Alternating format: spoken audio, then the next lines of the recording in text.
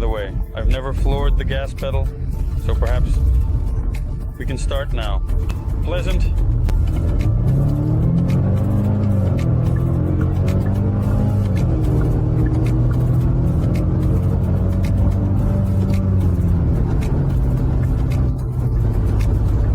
I wouldn't say it's the fastest car I've driven, but you can feel the dynamics.